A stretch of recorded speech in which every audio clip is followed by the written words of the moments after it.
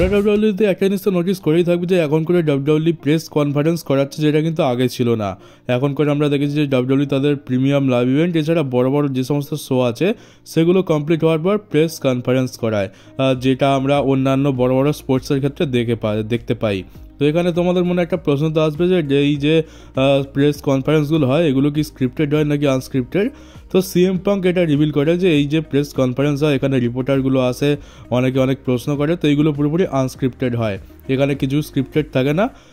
এখানে সব কিছু মানে রিয়াল হয় একদম, যেগুলো বাকি স্পোর্টসের ক্ষেত্রে আমরা দেখতে পাই।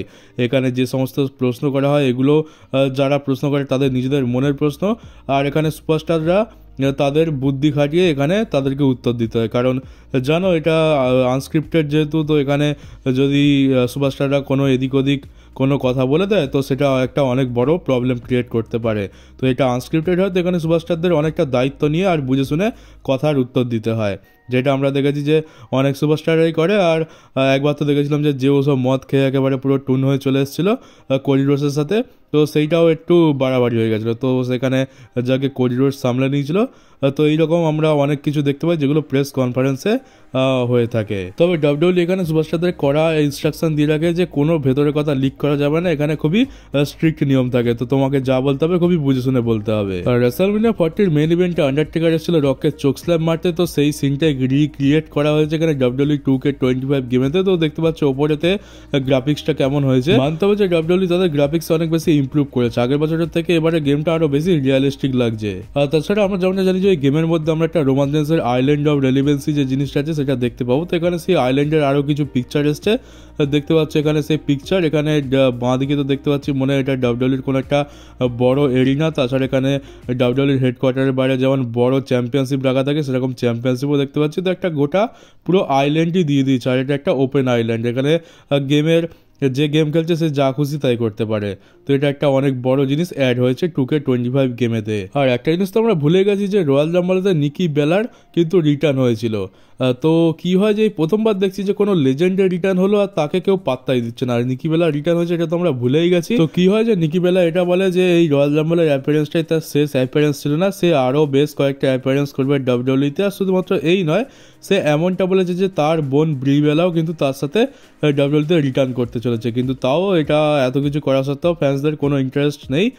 নিকি বেলা থাকুক না থাকুক ফ্যান্সদের কিছু যায় আসে না। এই প্রথমবার এরকম দেখছি যে নিকি বেলার সাথে এরকম হচ্ছে, এর পেছনে অনেক কারণ আছে। নিকি বেলার তো কন্ট্রোভার্সির কিছু কম নেই, আর যা বলতে পারো যে নিজের দোষে নিজের সম্মানটাই সে হারিয়েছে। তাই দেখলাম যে রয়্যাল রাম্বলে যখন রিটার্ন হয় তখন ফ্যান্সরা বড় এক দু সেকেন্ডের জন্য একটু চিয়ার করেছিল, তারপরে আর কোনো রিয়াকশনই নেই। আর এখন তো নিকি বেলাকে আবার সবাই ভুলেও গেছে। তোমরা তো একটা জিনিস নোটিস করেছো যে ডাব্লিউডাব্লিউতে অনেক সুপারস্টারদের থিম সং চেঞ্জ হয়ে গেছে, আর থিম সং চেঞ্জ হয়েছে কি বলবো, থিম সং এর পুরো ব্যান্ড বাজিয়ে রেখেছে। মানে আগের থিম সংটা বেশি ভালো ছিল, এখন যে থিম সংগুলো দিচ্ছে সেগুলো একদমই বেকার। যেমন আমরা দেখতে পাচ্ছি যে এলএ নাইটের থিম সং চেঞ্জ হয়ে গেছে, সেমাসের থিম সংটা অত সুন্দর ছিল একেবারে পুরো বিগড়ে দিয়েছে। তাছাড়া আমরা নাকামোড়ার থিম সং চেঞ্জ হতে দেখেছি, এজে স্টাইলসের থিম সং চেঞ্জ হতে দেখেছি, তাও তো কপাল ভালো যে এজে স্টাইলসের পুরোনো থিম সংটা আবার ফিরিয়ে এনেছে। রোমান রেন্সের থিম সং চেঞ্জ হয়ে গেছে, জিমি উসোর থিম সং চেঞ্জ হয়ে গেছে, যে উসোরটা তো একটুখানি চেঞ্জেস এনেছে। তো এই যে কাজটা হচ্ছে যে ডাব্লিউডাব্লিউতে থিম সং এর পুরো দায়িত্ব হচ্ছে ডেভ রেবেল নামে একজন ব্যক্তির কাঁধে। তো এইরকম থিম সং বানায়, আর ডাব্লিউডাব্লিউ সেটাকে অ্যাপ্রুভ করলে সেই থিম সংটা অ্যাপ্লাই করা হয়। কিন্তু এখন কি হচ্ছে যে আমাদের যেমন এদের থিম সংগুলো পছন্দ হচ্ছে না, তেমনি ঠিক আমরা দেখতে পেলাম যে এমনটা নিউজ আসছে যে ডাব্লিউডাব্লিউর ভেতরে অথরিটিতে বেশ কিছু লোক আছে, তাদেরও কিন্তু ডেভ রেবেলের এই থিম সংয়ের এই কাজগুলো পছন্দ হচ্ছে না। তাই জন্য আমরা দেখতে পাচ্ছি যে ডাব্লিউডাব্লিউ তাদের পুরনো যে সমস্ত থিম সংগুলো রয়েছে সেগুলোই ফিরিয়ে আনছে। এজে স্টাইলসের থিম সংটা ফিরিয়ে দেওয়া হলো, আর এখন তো সেমাসের থিম সংটাও ফিরিয়ে আনার কথা চলছে। তো ডেভ রেবেলের কাজ ডাব্লিউডাব্লিউর পছন্দ হচ্ছে না, তো হয়তো ডেভ রেবেলকে ডাব্লিউডাব্লিউ কোম্পানি ফায়ার করতে পারে, কারণ তার তো একটাই কাজ থিম সং বানানো, আর সেটাও সে এত বাজেভাবে করছে। আর থিম সংগুলো বলতে পারে একদম যাচ্ছে তাই। আগের থিম সঙ্গে একটা ফিল আসতো, কিন্তু এই থিম সং শুনে মনে হচ্ছে এটা কি বানিয়েছে, কেন বানিয়েছে, আর এই থিম সঙ্গে কোন সুপারস্টার এন্ট্রি নেবে, মানে একদম জঘন্য। থিম সং সুপারস্টারের মধ্যে একটা আলাদা ফ্লেভার অ্যাড করে, সেটাই এখান থেকে পুরো মিসিং হয়ে যাচ্ছে। তো সেই জন্যই এখন ডাব্লিউডাব্লিউ এই পদক্ষেপটা নিয়েছে, পুরোনো থিম সং ফিরিয়ে আনবে, আর হয়তো ডেভ রেবেলের আমাদের চাকরি যাবে। আর এরপর একটা রিটার্ন নিয়ে কথা বলা যাক, সেই রিটার্নটা হচ্ছে টাইলার বেটের রিটার্ন। টাইলার বেট বেশ কিছু সময় আগে ইনজয়েড হয়ে গেছিলো, কিন্তু এখন এমনটা নিউজ এসেছে যে সে পুরোপুরি ঠিক হয়ে গেছে, আর এমনকি সে মেডিকেলি পুরোপুরি ক্লিয়ারও হয়ে গেছে, সে রেসলিং করতে পারছে। তো ডাব্লিউডাব্লিউ তাকে চাইলে খুব তাড়াতাড়ি রিটার্নও করাতে পারে। ডাব্লিউডাব্লিউর কাছে যদি কোনো ক্রিয়েটিভ প্ল্যান্স থাকে তো আমরা টাইলার বেটেরও কিছুদিনের মধ্যে রিটার্ন দেখতে পেয়ে যাব।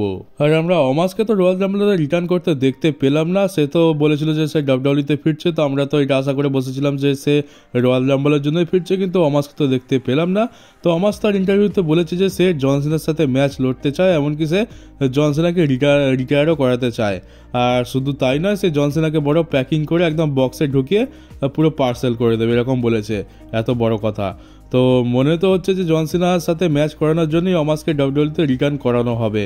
অমাস ভার্সেস জন সিনা এটা একটা পেন্ডিং ম্যাচ বলতে পারো, যেমনটা আমরা ব্রক লেসনার ভার্সেস অমাসের মধ্যে ম্যাচ দেখতে পেয়েছিলাম, সেমনটাই আমরা হয়তো এখানে জন সিনা ভার্সেস অমাসের ম্যাচ দেখতে পাবো একবারের জন্য। সেথ রলিন্স এখানে জন সিনাকে নিয়ে একটা কথা বলে, সে বলে যে আমরা সকলেই জন সিনাকে খুবই ভালোবাসি, খুবই পছন্দ করি। জন সিনা তো এলিমিনেশন চেম্বারে রয়েছে, কিন্তু সে তো কোনো রকম কোয়ালিফাইং ম্যাচেসও লড়েনি, সে অপরচুনিটি আর্ন করেনি, কিন্তু সে এই ম্যাচে তাকে অ্যাড করে দেওয়া হয়েছে। জন সিনা জাস্ট বললো যে আমি হচ্ছি জন সিনা, তো বেস্ট তাকে এলিমিনেশন চেম্বারে ম্যাচ দিয়ে দেওয়া হলো। কিন্তু সেথ রলিন্স এখানে বলে যে এটা সে করতেই পারে, কারণ হচ্ছে সে জন সিনা, সে অনেক কিছু করেছে, তবে আমি তো আমার অপরচুনিটি নিজে গেইন করতে চাই, নিজে আর্ন করতে চাই। আমি কোয়ালিফাইং ম্যাচেস লড়বো আর তারপরে সেখানে জিতে এলিমিনেশন চেম্বারে আমি স্পট নিজের জায়গা বানিয়ে নেব।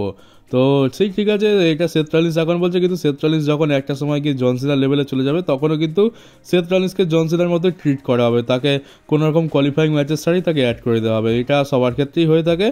জন সিনা তো ভাই জন সিনা কোনো ম্যাচে যাওয়ার জন্য আমার মনে হয় না তাকে কোয়ালিফাইং ম্যাচেস করানো উচিত, কারণ সে ডাব্লিউডাব্লিউর ক্যারিয়ারে এত কিছু করেছে যে তার এইসব করার দরকারই বাকি। আর তাছাড়া এমনিতেও কোয়ালিফাইং ম্যাচেস তো শুধুমাত্র একটা ফর্মালিটি, জন সিনাকে তো এমনিতেও ডাব্লিউডাব্লিউ এখানে রেখেই দিত। আর এই মুহূর্তে রেসলম্যানিতে কোডির অপোনেন্ট কি হবে একটু বলা মুশকিল, কিন্তু আমার যেটা মনে হয় যে জন সিনাই সম্ভবত কোডির অপোনেন্ট হতে চলেছে, কারণ এটা একটা অনেক বড় স্টোরি রয়েছে যে জন সিনা কোডি রোডসের এগেনস্টে ম্যাচ লড়বে তার 17 টাইম ওয়ার্ল্ড চ্যাম্পিয়নশিপের জন্য। আর এখানে জন সিনাই সব থেকে বেস্ট হবে, কারণ এখানে একটা স্টোরি থাকবে যে জন সিনা 2025 সালে এটা তার শেষ রেসলম্যানিয়া, সেই রেসলম্যানিয়াতে সে ওয়ার্ল্ড টাইটেলকে চেস করছে, সে তার স্বপ্ন পূরণ করার জন্য লড়ে যাচ্ছে। সে 17 টাইম ওয়ার্ল্ড চ্যাম্পিয়ন হবে কোডি রোডসকে হারিয়ে। এখানে একটা অনেক বড় স্টোরি আছে, জন সিনার ফ্যান্সরা রেসলম্যানিয়া দেখবেই এই জন্য, যাতে সে ওয়ার্ল্ড টাইটেলের জন্য ম্যাচ খেলে, আর ওয়ার্ল্ড টাইটেল ম্যাচটা সে জিতে সে 17 টাইম ওয়ার্ল্ড চ্যাম্পিয়ন হয়। আর তোমরা ভেবে দেখো, জন সিনা রেসলম্যানিয়াতে লড়ছে, এটা তার শেষ রেসলম্যানিয়া, সে চ্যাম্পিয়নশিপের জন্য লড়ছে না, তাহলে তো ফ্যান্সরা একদমই খুশি হবে না। তো আমার মনে হয় এটা প্রায় 100% তো বলা মুশকিল, একেবারে 99% কনফার্ম ধরে নিল যে আমরা রেসলম্যানিয়াতে কোডি ভার্সেস জন সিনার ম্যাচ দেখতে পাচ্ছি, কারণ এটাই হবে বেস্ট ফর বিজনেস। ডাব্লিউডাব্লিউ এটা করেই সব থেকে বেশি ইনকাম করতে পারবে, অন্য কোনো ম্যাচ থেকে তো এত বেশি ইনকাম হবে বলে আমার মনে হচ্ছে না, কারণ অন্য কোনো ম্যাচে এত বড় স্টোরি পাওয়া যাবে না। এবার ব্যাপারটা হচ্ছে যে জন সিনা কি কোডি রোডসকে হারিয়ে রেসলম্যানিয়াতে জিততে পারবে, কারণ আমার তো মনে হচ্ছে যে না, জন সিনা এত সহজে তো জিতবে না তার ওয়ার্ল্ড টাইটেল।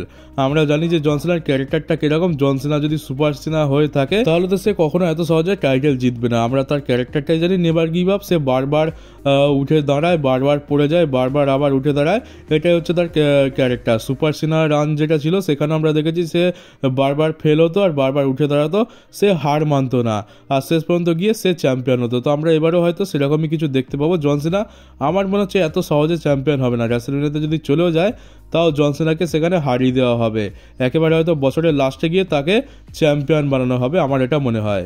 তাই যদি জন সিনা রেসলম্যানিয়াতে কোডি রোডসের এগেইনস্টে ম্যাচ পেয়েও যায় তাও অত খুশি হওয়ার কিছু নেই, কারণ এখানে জন সিনার হারার চান্সটাই বেশি। তবে একটা কথা বলবো যে জন সিনা রেসলম্যানিয়াতে জিতুক আর না জিতুক, জন সিনা 17 টাইম ওয়ার্ল্ড চ্যাম্পিয়ন হবে, এটা একদম 100% কনফার্মই বলতে পারো, কারণ জন সিনা ডাব্লিউডাব্লিউর জন্য যা করেছে সে সব থেকে বেশিবার চ্যাম্পিয়ন হওয়া তো ডিজার্ভ করে। তাকে এক সপ্তাহের জন্য হলেও চ্যাম্পিয়নশিপ দেওয়া উচিত, কারণ তার তো লম্বা টাইটেলের কোনো দরকার নেই, তার শুধুমাত্র একবারই চ্যাম্পিয়ন হতে হবে, ব্যাস, তাহলেই তার স্বপ্ন পূরণ হয়ে যাবে আর একটা বড় রেকর্ড বানিয়ে নেবে। আর তাছাড়া জন সিনার মতো সুপারস্টার খুবই কম থাকে, জন সিনা যদি চাইতো তো হলিউডে গিয়ে অনেক বেশি বেশি টাকা কামাতে পারতো, কিন্তু সে এটা করেনি। সে হলিউডে তো গেছে, কিন্তু সে বলেছে যে হলিউডে পুরোপুরি তার ক্যারিয়ার একেবারে সেটেল করার আগে সে চাইবে যে ডাব্লিউডাব্লিউতে সে একটা শেষ রান দিতে। এটা করা সুপারস্টারই বা করে, আমরা বাটিস্টার ক্ষেত্রে দেখেছি, রকের ক্ষেত্রে দেখেছি, তারা এরকম কিছু করেনি, কিন্তু জন সিনা এটা করেছে, সে একদম ফাইনাল একটা রান ডাব্লিউডাব্লিউতে দিয়ে তারপরে একেবারে পুরোপুরি সে রিটায়ার হবে ডাব্লিউডাব্লিউ থেকে, এটা হচ্ছে তার ইচ্ছা। তো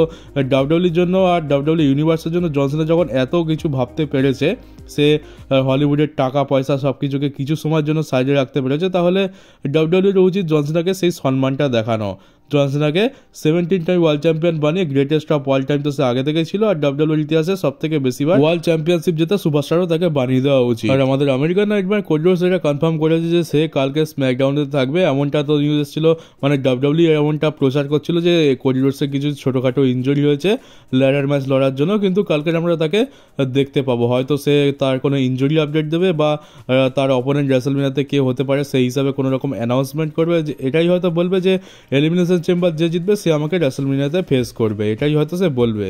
এবার আসি রোমান রেন্সের একটা ইন্টারভিউ নিয়ে। রোমান রেন্সকে এখানে জিজ্ঞেস করা হয় যে তুমি সব থেকে বেশি কোন জিনিসটা ডাব্লিউডাব্লিউতে মিস করো, তো সে এখানে বলে যে আমি লকার রুমকে সব থেকে বেশি মিস করি, কারণ একটা সময় আমি লকার রুমে থাকতাম, আমি বাকি সুপারস্টারদের মতোই ছিলাম, সবার সাথে মিশতাম, গল্প করতাম, ওটা একটা আলাদা ফিল ছিল। কিন্তু তারপরে আমার লেভেল গ্রো আপ হয়, আমি অনেকটা উপরে চলে যাই, আর এখন তো লকার রুমে আমি আর যাই না, এখন আমার একটা আলাদা নিজের লকার রুম হয়ে গেছে। তো লকার রুমের একটা পার্ট হওয়া, সবার সাথে মেশা, এই জিনিসটা রোমান রেন্স এখনো খুবই মিস করে, কিন্তু বলে যে যেটা বেস্ট ফর বিজনেস সেটাই করতে হবে, আমি আগের থেকে এইসব অনেক ছাড়িয়ে চলে এসেছি, আর এখন আমি সেটাই করছি যেটা বেস্ট ফর বিজনেস। তবে রোমান রেন্স কিন্তু এখনো সেই লকার রুমের দিনগুলো, সেথ রলিন্স, ডিন অ্যামব্রোস, এছাড়া বাকি সমস্ত সুপারস্টারদের সাথে মেশা, এছাড়া লকার রুমে সবাই একসাথে বসে গল্প করা, সেই দিনগুলো এখনো রোমান রেন্স কিন্তু খুব মিস করে। আর রোমান রেন্স এখানে একটা অনেক বড় কথা বলে, সে বলে যে আমি তো ইউনিভার্সাল চ্যাম্পিয়নশিপটাকে জিতে তার সেটাকে অনেক রেলিভেন্ট বানিয়ে দিচ্ছি, ইউনিভার্সাল চ্যাম্পিয়নশিপ আর ডাব্লিউডাব্লিউ চ্যাম্পিয়নশিপকে একসাথে করে আনডিসপিউটেড ডাব্লিউডাব্লিউ চ্যাম্পিয়নশিপ বানিয়েছি, তাকে এত বড় একটা টাইটেল রেন দিয়ে সেটাকে এলিভেট করেছি,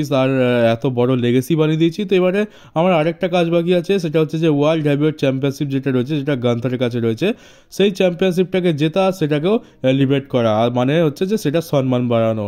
রোমান রেন্স চাইছে যে আনডিসপিউটেড চ্যাম্পিয়নশিপটা যেমনি এত বড় লেগেসি ক্রিয়েট করে দিয়েছে, এত বেশি সম্মানিত করে দিয়েছে, তেমনি ওয়ার্ল্ড চ্যাম্পিয়ন এই ওয়ার্ল্ড হেভিওয়েট চ্যাম্পিয়নশিপটাকেও সেরকম জায়গায় নিয়ে যাওয়া। তো রোমান রেন্স এটা এই চ্যাম্পিয়নশিপটা জেতার একটা ইচ্ছা প্রকাশ করেছে। তো মনে হচ্ছে আমরা ভবিষ্যতে এই চ্যাম্পিয়নশিপটা রোমান রেন্সের কাছে আসতে দেখতে পেতে পারি, কারণ রোমান রেন্সের যত ঝামেলা রয়েছে সেই ঝামেলাগুলো মিটিয়ে নেওয়ার পর একটা টাইটেল রেন তো মনে হচ্ছে ডাব্লিউডাব্লিউ তাকে আরও দেবে, তো সেইটা এই টাইটেল রেনটা দিলেই ভালো হয়, কারণ ওই চ্যাম্পিয়নশিপটা তো সে আগেও জিতে নিয়েছে, আর 4 বছর ওইটা তার কাছে ছিল, তো সেইটা নিয়ে তো আর লাভ নেই, বরং এই টাইটেলের সাথে রোমানকে একটু বেশি সুন্দর লাগবে। তো দেখা যাক সেই দিন আমরা কতদিনে দেখতে পাই, হয়তো রেসলম্যানিয়ার পরেই দেখতে পেয়ে গেলাম, এমনটাও চান্স আছে, আর খুব সম্ভবত আমরা এলিমিনেশন চেম্বারে এরকমটাই দেখতে পেতে পারি। এখানে John Cena, CM Punk, Seth Rollins, Logan Paul, তারপর ড্রু ম্যাকিন্টায়ার, রোমান রেন্স, এই 6 জনেই হয়তো থাকবে। কারণটা হচ্ছে জন সিনা আর সিএম পাঙ্ক তো অলরেডি পৌঁছে গেছে, সেথ রলিন্সের সাথে ফিন বেলারের ম্যাচ, সেটা তো সেথ রলিন্স জিতেই যাবে, কারণ ফিন বেলারের তো কিছু হবে বলে মনে হচ্ছে না, সেথ রলিন্সকে এমনি তো ফিন বেলারের থেকে অনেক বেশি স্ট্রং বুক করে। আর তাছাড়া লোগান পল ভার্সেস রে মিস্টেরিওর মধ্যে ম্যাচ আছে, তো রে মিস্টেরিওর বুকিং কেমন হয় সে তো আমরা সকলেই জানি, তো লোগান পলকে এখানে ডাব্লিউডাব্লিউ জেতাবে। তো ড্রু ম্যাকিন্টায়ারকেও মনে হচ্ছে কিছু না কিছু করিয়ে এই ম্যাচে তো ডাব্লিউডাব্লিউ অ্যাড করেই দেবে, ম্যাচের একটু স্টার পাওয়ার বাড়ানোর জন্য। আর রোমান রেন্সেরটা একটু আমার মনে হচ্ছে প্রবলেম আছে, কারণ রোমান রেন্সকে তো ডাব্লিউডাব্লিউ দেখিয়ে দিচ্ছে সে ইনজর্ড হয়ে গেছে, তা সে অনিশ্চিতকালের জন্য এখন ডাব্লিউডাব্লিউতে থাকবে না, বাস্তবে এরকম কিছুই নেই আমরা জানি। তো রোমানকে ডাব্লিউডাব্লিউ কবে আনবে, মার্চ এখনও দেখতে গেলে 1 মাসেরও কম সময় বাকি, এর মধ্যেই রোমানকে রিটার্ন করিয়ে এই ম্যাচের মধ্যে অ্যাড করতে হবে, সেটা একটু মুশকিল লাগছে। আর ডাব্লিউডাব্লিউ যদি চায় তো রোমান রেন্সকে অ্যাড করাতেই পারে, কিন্তু রোমান রেন্স কি এলিমিনেশন চেম্বারে ম্যাচ লড়তে আদৌ রাজি আছে কিনা সেটাও একটা বড় ব্যাপার। যদি এখানে সিচুয়েশন ঠিকঠাক থাকে তো রোমানকে আমরা দেখতে পেয়ে যাবো, যদি না হয় তো এখানে আমরা অন্য কোনো স্টারকেও দেখতে পেয়ে যেতে পারি। তাহলে মোটামুটি এটা ধরেই চলা যেতে পারে যে আমরা এই 6 জনকেই দেখতে পাচ্ছি, 5 জন তো পুরোপুরি কনফার্ম, এখানে সেথ রলিন্স, জন Cena, CM punk, Logan Paul আর ড্রু ম্যাকিন্টায়ারের তো সিন একদম পুরোপুরি কনফার্ম লাগছে, এরা থাকবেই থাকবে, শুধু রোমানকে নিয়ে একটু ডাউট লাগছে। তো দেখা যাক কি হয়, 1 মাসেরও কম সময় বাকি, তো যদি রোমান অ্যাড হয় তো আমরা 1-2 সপ্তাহের মধ্যে জানতে পেরে যাব। তো চলো গাইস, এই ছিল আজকে নিউজ ভিডিও, কেমন লাগলো কমেন্ট বক্সে অবশ্যই জানিও, নতুন থাকলে চ্যানেলটাকে সাবস্ক্রাইব করে নোটিফিকেশন বেলটাকে অন করে দিও, পারলে ভিডিওটাকে শেয়ারও করে দিও। তো চলো গাইস, দেখা হচ্ছে তোমাদের সাথে ডাব্লিউডাব্লিউর একটা নতুন নিউজ ভিডিওতে।